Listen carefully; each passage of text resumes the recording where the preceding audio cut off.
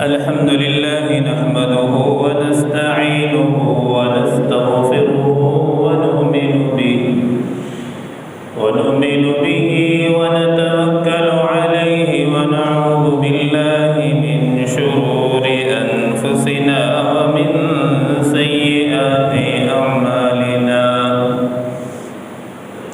من يهده الله فلا مضل له ومن يضلله فلا هادي له ونشهد أن لا إله إلا الله وحده لا شريك له ونشهد أن سيدنا وسندنا ونبينا وشفيعنا وهادينا ومرشدنا ومولانا محمدا أحمدا عبده ورسوله أما بعد فأعوذ بالله من الشيطان الرجيم بسم الله الرحمن الرحيم يا أيها الناس إنما بغيكم على أنفسكم متاع الحياة الدنيا ثم إلينا مرجعكم فننبئكم بما كنتم تعملون وقال الله تعالى في مقام آخر وذروا ظاهر الإثم وباطنه صدق الله مولانا العلي العظيم وصدق رسوله النبي الأمي الكريم ونحن على ذلك لمن الشاهدين والشاكرين والحمد لله رب العالمين اللهم صل على سيدنا محمد وعلى آل سيدنا محمد وبارك وسلم اللهم صل على سيدنا محمد وعلى آل سيدنا محمد وبارك وسلم اللهم صل على سيدنا محمد وعلى آل سيدنا محمد وبارك وسلم اللهم صل على سيدنا محمد وبارك وسلم قرآن مجید فرقان حمید میں اللہ تعالیٰ ارشاد فرماتے ہیں وَذَرُوا ظَاهِرَ الْإِثْمِ وَبَاطِنَهُ اور چھوڑ دو ان گناہوں کو جو ظاہر میں ہیں وباطنہ اور چھپے ہوئے ظاہری اور باطنی دونوں گناہوں کو چھوڑنے کا حکم ہے گناہ اللہ رب العزت کی نافرمانی اور امام الانبیاء صلی اللہ علیہ وسلم کی سنت سے روگردانی کو کہتے ہیں اب چاہے نافرمانی چھوٹی ہو یا بڑی نافرمانی کہلاتی ہے تو اس لیے ظاہر و باطن دونوں گناہوں کے چھوڑنے کا حکم اللہ تعالی دیتے ہیں اب سب سے بڑا عالم وہی شخص ہوتا ہے جسے گناہوں کے نقصانات کا علم ہو جو گناہوں کے نقصانات سے صحیح واقف ہو وہ حقیقت میں بہترین عالم ہے ظاہر سی بات ہے جب انسان کو زہر کا علم ہوتا ہے تو اس سے بچتا ہے کہ اس میں نقصان ہے اب ایک انسان کے سامنے اگر 999 بسکٹوں کے ڈبے رکھے ہوئے ہوں اور اس سے کہا جائے گا کہ اس میں سے ایک ڈبے میں زہر ہے باقی ڈبے بالکل ٹھیک ہیں جو آدمی زہر سے واقف ہوگا اس کے نقصان سے واقف ہوگا تو وہ ایک ڈبے کو بھی ہاتھ نہیں لگائے گا کیوں کہ ہو سکتا ہے کہ اس ڈبے میں زہر ہو اس میں ہو تو کسی کو بھی ہاتھ نہیں لگائے گا سارے بسکٹ کے جو اب اگر کوئی چھوٹا بچہ ہو، اس کو تو علم نہیں ہوتا، معصوم بچہ ہے، وہ جس ڈبے کو چاہے گا اٹھا کے کھا لے گا۔ اسی طریقے سے سانپ کے زہر کا جب انسان کو علم ہوتا ہے، بچھو کے نقصانات کا علم ہوتا ہے، چاہے سانپ بڑا ہو یا چھوٹا ہو، یا سانپ کا بچہ ہو، بچھو چھوٹا ہو یا بڑا ہو، تو اس کو کوئی بھی سمجھدار انسان اس کے قریب نہیں جاتا۔ اسے علم ہے کہ یہ کاٹتا ہے، یہ نقصان پہنچاتا ہے۔ اسی طریقے سے اگر کسی کو یہ معلوم ہو جائے کہ فلاں راستے سے ڈاکو لوٹ لیتے ہیں، کوئی بھی سمجھدار آدمی اس راستے سے گزرنا تو درکنار ہے، وہاں سے جانے کا سوچے گا بھی نہیں، اس لیے کہ وہاں نقصان کا خطرہ ہے۔ اسی طریقے سے رات کے وقت اگر کوئی آدمی گیٹ کھٹکاتا ہے، جب تک پوری تحقیق نہ کر لے انسان تو اس وقت تک گیٹ نہیں کھولتا، کیوں؟ خطرہ ہوتا ہے کہ کوئی ڈاکو گھر میں داخل نہ ہو۔ بے عینی ہی اسی طریقے سے جب انسان کو گناہ کا نقصانات معلوم ہوتے ہیں تو اسی طریقے سے انسان گناہوں کے زہر سے بچتا ہے۔ جو دل میں نفس کے خیالات دل میں گناہوں کے آتے ہیں، یہ سب زہر کی مانند ہے۔ اب یہ نہیں جو دل میں خیال آیا وہ کر لیا، جب انسان اس کے نقصانات سے واقف ہوگا تو اس کے لیے بچنا آسان ہوتا ہے۔ علماء و مشائخ فرماتے ہیں کہ یار بد از مار بد بہتر از، کہتے ہیں کہ برا جو دوست ہے یہ سانپ اور شیطان سے زیادہ خطرناک ہے۔ اس کی وجہ یہ ہے زیادہ خطرناک ہونے کی، سانپ اگر ڈس لیتا ہے تو انسان کو جسمانی نقصان ہوگا، کچھ عرصے بعد ٹھیک ہو جائے گا۔ شیطان سے بھی برا اس لیے ہے کہ شیطان صرف انسان کو گناہوں پر آمادہ کرتا ہے، وسوسے دل میں ڈالتا ہے اور اسے مزین کر کے پیش کرتا ہے، تعریف کرتا ہے گناہ کی کہ کر لو اچھا ہے، بعد میں توبہ کر لینا، ابھی کر لو۔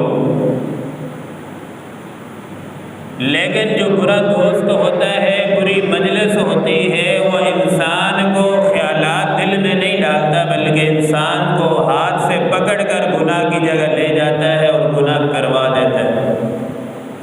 اس لیے مشائخ فرماتے ہیں کہ یار بد از مار بد بدتر، کہ سانپ اور شیطان سے جو خطرناک ہے وہ برا دوست ہے، بری مجلس ہے۔ تو جب آدمی گناہوں کے نقصانات سے واقف ہوتا ہے تو اس کے لیے بچنا آسان ہوتا ہے۔ ہم نے دیکھا کہ ایسے ڈاکٹر ہوتے ہیں جن کو جسمانی لحاظ سے کوئی بیماری نہیں ہوتی لیکن چربی والی چیزیں وہ نہیں کھاتے، حالانکہ کوئی بیماری نہیں ہے، انہیں اس کا نقصان معلوم ہوتا ہے کہ اگر چربی والی چیزیں کھائیں گے تو دل کی شریانیں اس سے بند ہوں گی، اس سے دیگر بیماریاں لگیں گی۔ اسی طریقے سے کینسر والے جو مریض ہوتے ہیں، ڈاکٹر حضرات ان کے نقصان سے واقف ہوتے ہیں، ان سے احتیاط کرتے ہیں، ان سے زیادہ ملنا جلنا انہیں خبر ہوتی ہے کہ یہ بیماری پھیل سکتی ہے، اس سے دوسرے میں جراثیم منتقل ہو سکتے ہیں۔ تو جو آدمی گناہوں کے نقصان سے جتنا واقف ہوگا اتنا ہی گناہوں سے بچے گا۔ جب نقصان سے ہی واقف نہیں ہوگا تو اس کے لیے بچنا آسان نہیں ہوگا۔ قرآن مجید میں اللہ تعالیٰ ارشاد فرماتے ہیں فَرَأَيْتَ مَنِ اتَّخَذَ إِلَٰهَهُ هَوَاهُ وَأَضَلَّهُ اللَّهُ عَلَىٰ عِلْمٍ وَخَتَمَ عَلَىٰ سَمْعِهِ وَقَلْبِهِ وَجَعَلَ عَلَىٰ بَصَرِهِ غِشَاوَةً، کیا آپ نے ایسے شخص کو دیکھا جو علم کے باوجود اس نے اپنی خواہشات کو معبود بنایا ہوا؟ علم تو بعض لوگ رکھتے ہیں لیکن علم کے باوجود وہ گناہوں کا ارتکاب کرتے ہیں، گمراہی پر ہوتے ہیں۔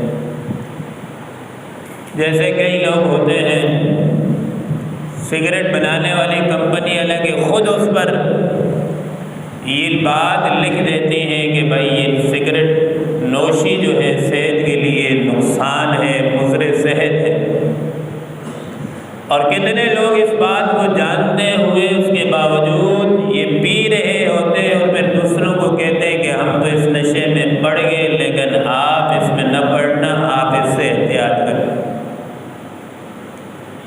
ان کو علم ہوتا ہے یہ چیز نقصان دہ ہے، یہ ہماری صحت کے لیے زہر قاتل ہے، لیکن ایک طبیعت میں نشہ لگا ہوتا ہے، وہ اسے کر رہے ہوتے ہیں۔ پھر نیکی اور جو گناہ میں فرق ہے بنیادی طور پر نیکی روشنی کی مانند ہے، گناہ جو ہے یہ اندھیرے کے مانند ہے۔ نیکی سے انسان کے دل میں نور پیدا ہوتا ہے، روشنی آتی ہے، گناہ سے انسان کے دل میں ظلمت پیدا ہوتی ہے، دل بے چین بے نور ہوتا ہے۔ بہت دفعہ ایسے ہوتا ہے کئی لوگ جب مسجد میں آتے ہیں تو اللہ تعالیٰ کی توفیق سے ایسے بڑے بڑے اعمال کر لیتے ہیں، رجوع اللہ، دعاؤں میں آوزاری، رونا دھونا، ذکر و عبادات جو اولیاء اللہ کرتے ہیں، لیکن ہوتا پھر کیا ہے کہ جب باہر نکلتے ہیں وہ جو عبادت کا نور دل میں پیدا ہوتا ہے، باہر نکلتے ہی نظر کی بے احتیاطی کی تو وہ نور جاتا رہتا ہے، کسی کی غیبت کی تو وہ نور چلا جاتا ہے، کسی پر ظلم کیا تو وہ نور ختم ہو جاتا ہے۔ اس کی مثال یوں ہی سمجھیں کہ اگر آپ پانی کی موٹر چلا کے اوپر والی ٹینکی بھرنا چاہیں اور ٹینکی نیچے سے لیک ہو تو جب تک موٹر چلتی رہے گی وہ ٹینکی بھرے گی نہیں، جب تک کہ لیکیج اس کی بند نہ ہو۔ عبادات ہم کر لیتے ہیں، عبادات کا نور بھی اللہ پاک نصیب فرما دیتے ہیں، لیکن گناہوں کی وجہ سے وہ نور برقرار نہیں رہتا، ہم روحانی لحاظ سے ترقی نہیں کر پاتے۔ قیامت والے دن بہت سارے لوگ ایسے آئیں گے جن کے پاس تو عبادات بہت ہوں گی لیکن کسی پر ظلم کیا ہوگا، عبادات کا کچھ حصہ انہیں دیا جائے گا۔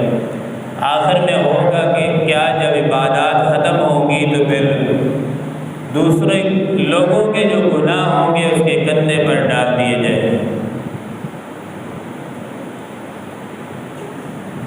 ولی بننا کوئی مشکل کام نہیں ہے۔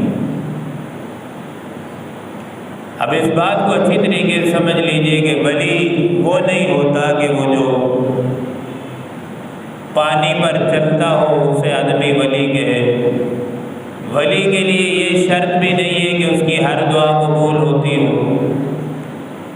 ولی ہونے کے لیے یہ بھی لازمی نہیں ہے کہ بڑی بڑی کرامات کا اس سے ظہور ہو۔ ولی ہونے کے لیے یہ شرط بھی نہیں ہے کہ وہ ولی ہوا میں اڑتا ہو، اور نہ ہی یہ ولایت سے یہ چیز مقصود ہے۔ قرآن مجید میں تو اللہ تعالیٰ ارشاد فرماتے ہیں اِنَّ أَوْلِيَاءَهُ إِلَّا الْمُتَّقُونَ، میرے دوست تو وہ ہیں، ولی وہ ہیں جو گناہوں سے بچتے ہیں، متقی لوگ میرے دوست ہیں۔ اب ولایت اس چیز کا نام نہیں کہ آدمی لمبی لمبی نوافل پڑھ لے، تہجد پڑھ لے، دیگر عبادات کر لے۔ ولی بننے کے لیے صرف اس چیز کی ضرورت ہے کہ انسان کوئی گناہ نہ کرے، وہ ولی ہے۔ اور پھر جو انسان نیکی کرتا ہے، نیکی کے اندر اللہ تعالیٰ نے خوشبو رکھی ہے۔ نیک انسان کے جسم سے ایک عجیب طرح کی اللہ تعالیٰ خوشبو پیدا فرماتے ہیں جو دنیا کی خوشبو سے کئی گنا الگ ہوتی ہے اور مختلف ہوتی ہے، اور جہاں پھر وہ انسان بیٹھتا ہے وہ جگہ، وہ مکان معطر ہو جاتی ہے اس کی خوشبو سے۔ گناہ کے اندر اللہ تعالیٰ نے نجاست رکھی ہے، بدبو رکھی ہے۔ جب انسان گناہ کرتا ہے تو اس کے جسم سے ایک عجیب سی بدبو نکلتی ہے۔ اب ظاہر سی بات ہے، جب انسان آنکھ سے اگر گناہ کیا تو آنکھ ناپاک ہو جاتی ہے، کان سے گناہ کیا تو کان ہمارا ناپاک ہو جاتا ہے، جسم کے کسی حصے سے بھی ہم گناہ کریں گے تو جسم کا وہ حصہ ناپاک ہو جاتا ہے۔ اور جب ہم توبہ کرتے ہیں، توبہ کی برکت سے پھر اللہ تعالیٰ ہمارے اعضاء کو پاک فرما دیتے ہیں۔ اس کی دلیل یہ ہے کہ حدیث مبارکہ میں آتا ہے، امام الانبیاء صلی اللہ علیہ وسلم نے ارشاد فرمایا کہ جب انسان جھوٹ بولتا ہے، جھوٹ بولنے کی وجہ سے اس کے منہ سے ایک بدبو نکلتی ہے، اور اس بدبو کی وجہ سے فرشتے اس سے کئی میل دور چلے جاتے ہیں۔ آج کل عجیب خطرے کی بات یہ ہے کہ لوگ جھوٹ بھی اس انداز سے بولتے ہیں، اسے فنکاری سمجھتے ہیں۔ جھوٹ بول کر اسے فنکاری سمجھتے ہیں کہ میں نے ہوشیاری کر لی ہے، میں نے سمجھداری کر لی ہے۔ حدیث پاک میں آتا ہے، امام الانبیاء صلی اللہ علیہ وسلم نے ارشاد فرمایا کہ جب انسان کی وفات کا وقت آتا ہے تو فرشتے نیکی کی خوشبو بھی محسوس کر لیتے ہیں، گناہ کی بدبو بھی محسوس کر لیتے ہیں۔ ملک الموت جب آتا ہے تو سب سے پہلے آ کر انسان کے اعضاء کو سونگھتا ہے کہ نیکی کی خوشبو آ رہی ہے کہ گناہ کی بدبو ہے۔ اگر گناہوں کی بدبو آ رہی ہوتی تو فوراً فرشتے اس کی پٹائی شروع کر دیتے۔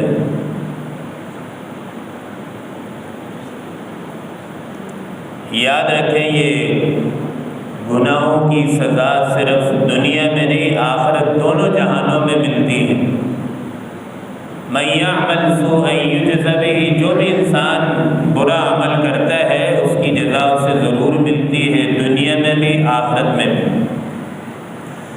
اسی طریقے سے نیکی کے اندر اللہ تعالیٰ نے خوشبو رکھی ہے۔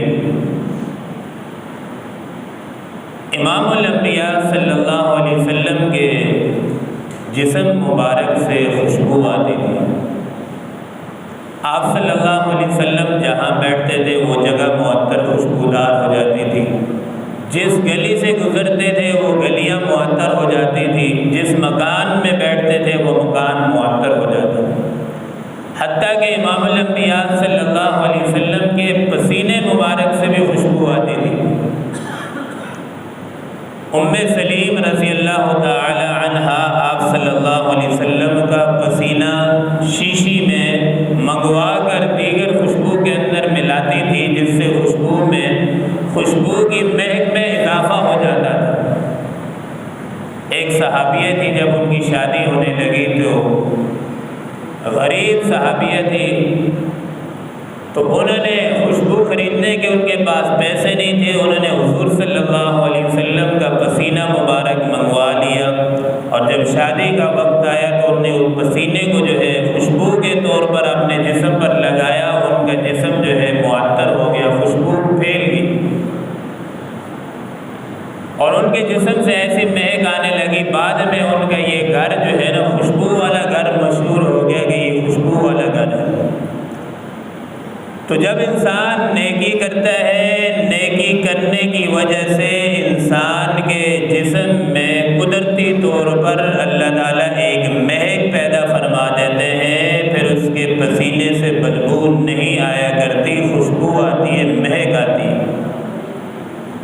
جب انسان گناہوں کا ارتکاب کرتا ہے، بھلے لاکھوں خوشبو لگا لے، خوشبوؤں کے اندر نہا لے، لیکن قدرتی طور پر جو گناہ کی نجاست ہے، بدبو ہے، وہ اس کے جسم سے مہکے گی اور آئے گی۔ ایسا نہیں ہو سکتا کہ برف بھی ہو اور ٹھنڈ نہ لگے، گرمی ہو اور گرمی نہ لگے، جو چیز ہے وہ ہو کر رہے گی۔ تو اس لیے اگر انسان نیک ہوتا ہے تو نیکی کی خوشبو آتی ہے، اگر برا ہوتا ہے تو برائی کی خوشبو ضرور آتی ہے۔ سیدنا عمر رضی اللہ تعالیٰ عنہ فرماتے ہیں، حضرت صدیق اکبر رضی اللہ تعالیٰ عنہ کے جسم سے ایک عجیب خوشبو آتی تھی۔ کان ریح ابی بکر اطیب من ریح المسک، مشک و عنبر کی خوشبو سے زیادہ اچھی خوشبو حضرت صدیق اکبر رضی اللہ تعالیٰ عنہ کے جسم سے آتی تھی۔ امام عاصم رحمۃ اللہ علیہ بہت ہی قرآن مجید کے عاشق تھے، بہترین قرآن پڑھا کرتے تھے۔ ایک مرتبہ امام الانبیاء صلی اللہ علیہ وسلم کی خواب میں زیارت ہوئی، حضور نے فرمایا کہ عاصم بہت ہی پیارا قرآن پڑھتے ہو، قرآن سے بڑی محبت ہے، عشق ہے، لگاؤ ہے، اور یہ چیز مجھے بہت پسند ہے۔ حضور نے فرمایا کہ میں آپ کے منہ کا بوسہ لینا چاہتا ہوں۔ حضور صلی اللہ علیہ وسلم نے آپ کا جو ہے خواب کے اندر آپ کے منہ کا بوسہ لیا۔ اس کے بعد جب بھی امام عاصم قرآن پڑھتے تھے ان کے منہ سے عجیب خوشبو نکلتی تھی۔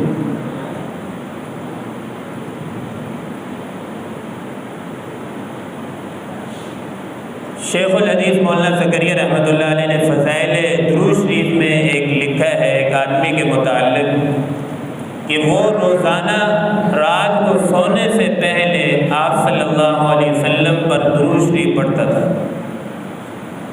امام الانبیاء صلی اللہ علیہ وسلم نے خواب میں ایک دفعہ زیارت ہوئی، حضور نے فرمایا کہ روزانہ آپ مجھ پر درود پڑھتے ہو تو میں آپ کے رخسار کا بوسہ لینا چاہتا ہوں۔ حضور صلی اللہ علیہ وسلم نے ان کے رخسار کا بوسہ لیا۔ اس کے بعد جب بھی وہ کسی جگہ بھی جاتے تھے تو ان کے جسم سے ایک عجیب خوشبو مہکتی تھی۔ تو نیکی کے اندر اللہ تعالیٰ نے خوشبو رکھی ہے اور گناہ کے اندر بدبو رکھی ہے۔ جو بھی آدمی فسق و فجور میں مبتلا ہوگا اس کے جسم سے، پسینے سے بدبو لازمی آئے گی۔ ایسا نہیں ہو سکتا کہ آدمی گناہ کرتا رہے اور اس کے اثرات مرتب نہ ہوں۔ اسی طریقے سے قبر کے اندر بھی معاملہ اسی طریقے سے ہوتا ہے۔ جو آدمی نیک اعمال والا ہوتا ہے قبر کے اندر اس کا جسم صحیح سلامت رہتا ہے، خراب نہیں ہوتا، کیڑے مکوڑوں کی غذا نہیں بنتا۔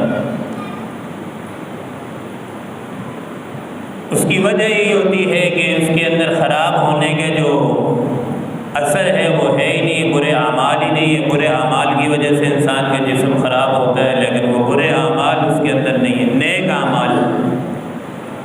اور جس کے اعمال خراب ہوتے ہیں قبر کے اندر، پھر اس کا جسم بھی کیڑے اور مکوڑوں کی غذا بن جاتی ہے۔ عمر بن عبدالعزیز رحمۃ اللہ علیہ نے ایک دفعہ جنازہ پڑھایا۔ جنازہ پڑھانے کے بعد قبر میں جب تدفین کا وقت قریب آیا تو وہ دور کھڑے ہو کر رونے لگے۔ لوگوں نے دیکھا کہ عمر بن عبدالعزیز رحمۃ اللہ علیہ رو رہے ہیں۔ پوچھا بھائی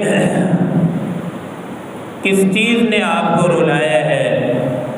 آپ تو اللہ کے جنازہ آپ نے خود پڑھایا، جنازے کے آپ سرپرست تھے۔ عمر بن عبدالعزیز رحمۃ اللہ علیہ نے فرمایا کہ مجھے یوں محسوس ہوا کہ قبر مجھ سے ہم کلامی کر رہی ہے۔ لوگوں نے کہا کہ حضرت کیا ہم کلامی کر رہی ہے قبر، کیا باتیں کی آپ سے؟ عمر بن عبدالعزیز رحمۃ اللہ علیہ نے فرمایا لوگوں مجھے یوں محسوس ہوا کہ قبر مجھے کہہ رہی ہے کہ لوگوں میں وہ جگہ ہوں جہاں لوگ آتے ہیں، میرا ان کے ساتھ یہ سلوک ہوتا ہے کہ میں ان کے جسم سے اگر ہاتھ ہے تو ہاتھ جسم سے الگ کر دیتی ہوں، ہاتھوں سے ان کی انگلیاں میں الگ کر دیتی ہوں، سر ان کے جسم سے الگ کر دیتی ہوں۔ غذا بن جاتی ہے ان کا جسم۔ تو جو آدمی اعمال سے خالی جاتا ہے تو پھر قبر کا سلوک اس کے ساتھ یہی ہوتا ہے۔ اور دنیا آخرت کا سب سے بڑا کامیاب انسان وہی ہے جسے قبر یہ کہے کہ اہلا و سہلا مرحبا، تیرا آنا مبارک ہو۔ زمین پر جب تو چلتا تھا تو تیرا چلنا مجھے بہت اچھا لگتا تھا۔ حدیث مبارکہ میں آتا ہے کہ قبر دن میں ایک دفعہ نہیں 70 دفعہ ہمیں پکار رہی ہوتی ہے کہ میرے اندر آنا، تیاری کر کے آنا، میرے پاس آنا تو خالی ہاتھ نہ آنا، اعمال لے کر آنا۔ یہ وہ جگہ نہیں ہے جہاں حسب نسب چلتا ہو، یہ وہ جگہ نہیں ہے جہاں رشتہ داریاں چلتی ہو، یہ وہ جگہ ہے جہاں صرف اعمال ہی چلتے ہیں اور اعمال ہی کے ذریعے سے انسان کی بخشش ہوتی ہے۔